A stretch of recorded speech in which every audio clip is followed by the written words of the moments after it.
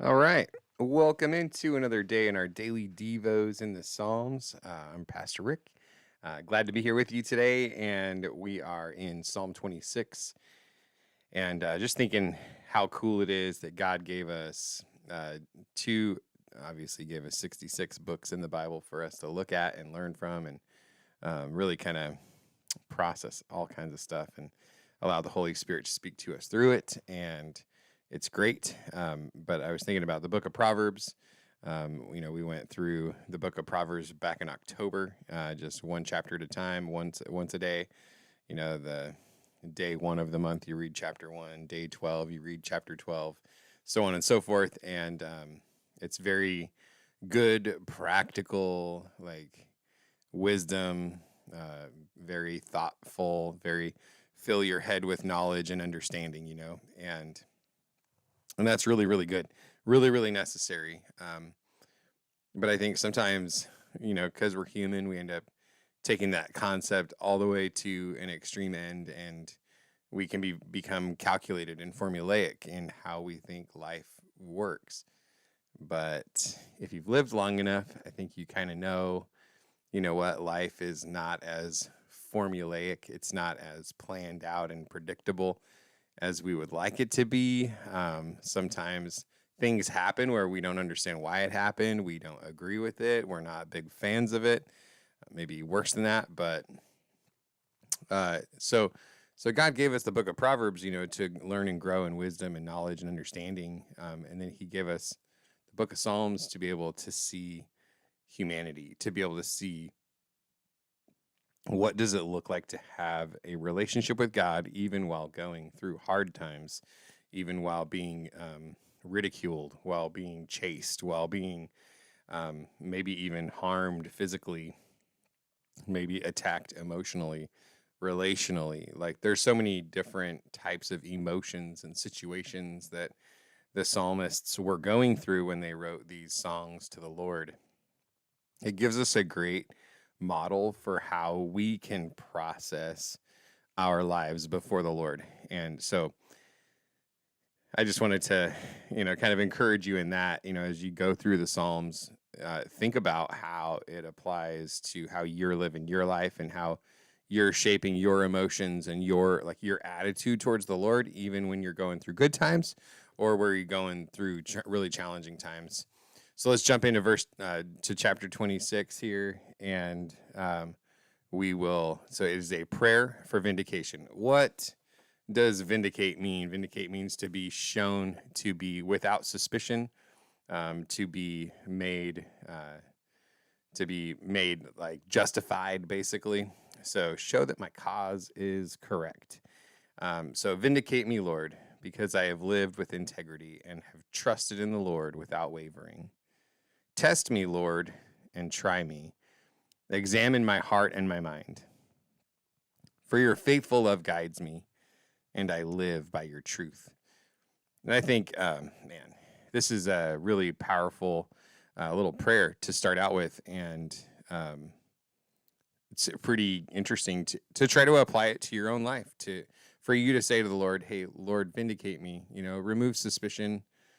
Show me to be correct. Show me to be justified. Show me to be right. Show me to be innocent in this situation because I have lived with integrity. And, we've talked about this a number of times. It doesn't mean that the psalmist thought he was, we'll call him David because it says this is a psalm of David. So it's not like David thought he was perfect and David thought that he was, like, in the ultimate sense, righteous.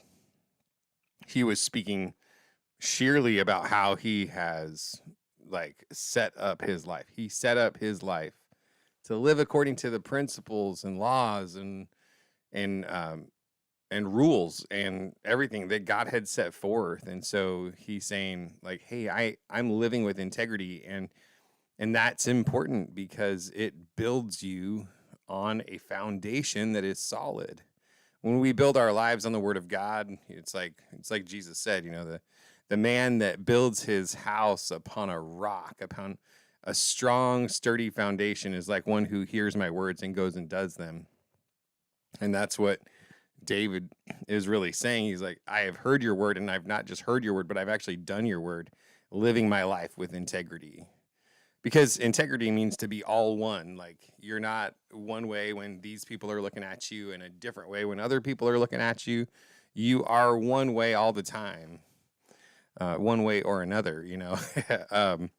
And so let us be people that live our lives with integrity, that we could speak to the Lord in such a way to say, Lord, vindicate me, because I've lived with integrity and I've trusted in you without wavering.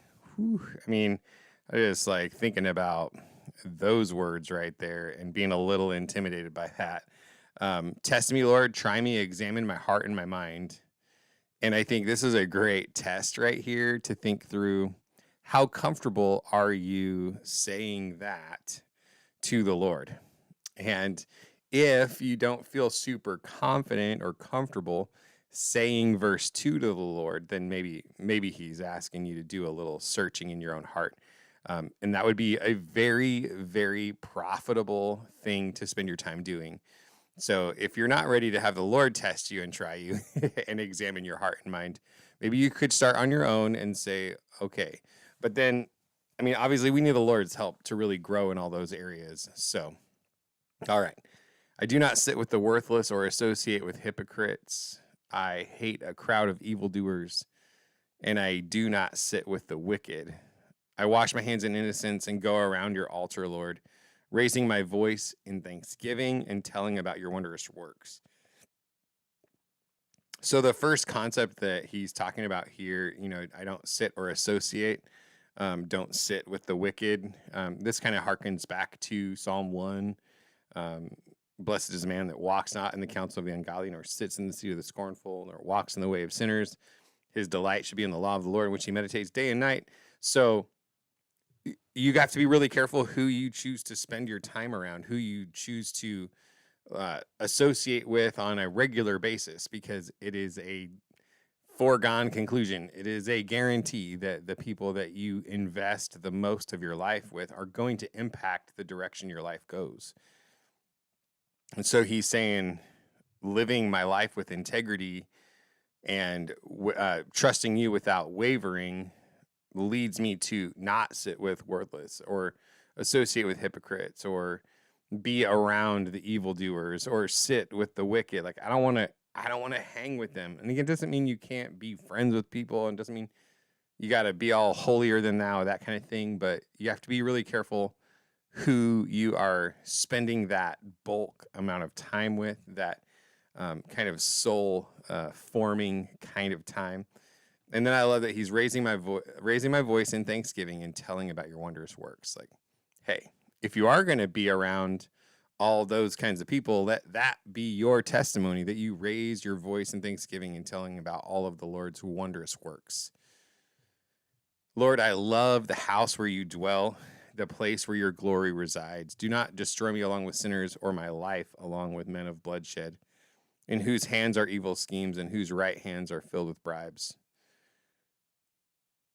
But I live with integrity. Redeem me and be gracious to me. I love that even though he's living his life full of integrity, he's still calling upon the faithful love and graciousness of God for his salvation, for his help, for his redemption, understanding that he needs to be redeemed. I appreciate that, you know, redeem me and be gracious to me.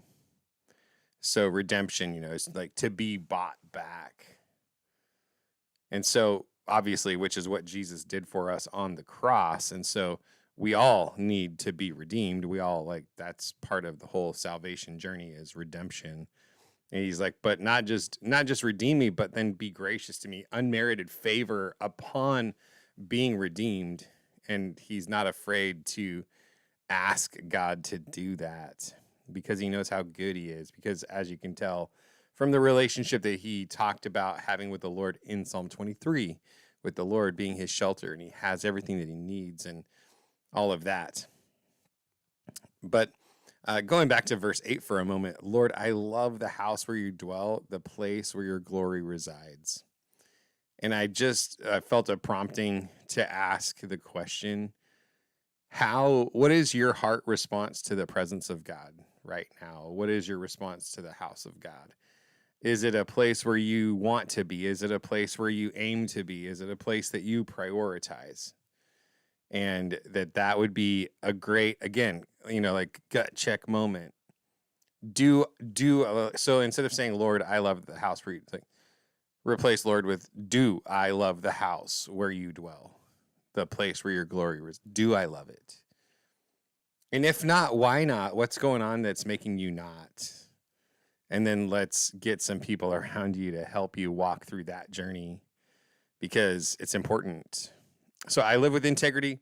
Redeem me, be gracious to me, and then my foot stands on level ground, and I will bless the Lord in the assemblies. Kind of flowing from that thought of living life with integrity. He's saying my foot stands on level ground because of living life with integrity according to the laws and principles and guidelines, and being guided by the Lord. Like it says, your faithful love guides me, and I live by your truth. It's powerful. So because of that, he can say in verse 12, my foot stands on level ground. I'm steady, because I don't know, I played football one time on this ground that was not level. And man, there was a hill thing that happened. But because I wasn't looking at the ground, I was looking at the ball coming in the air. And I tripped and hit the ground so hard because the ground that I stood on was not level. And it caused me some problems. And so there's a real value to having your feet stand on level ground. And then bless the Lord in the assemblies. Like, let that be your testimony. Let that be your go-to. Bless the Lord in the assembly, because it not only builds up and strengthens your own heart, but it builds up those around you. So that, my friends, is Psalm 26. I hope you had fun today. God bless you. Have an amazing day, and I will see you tomorrow.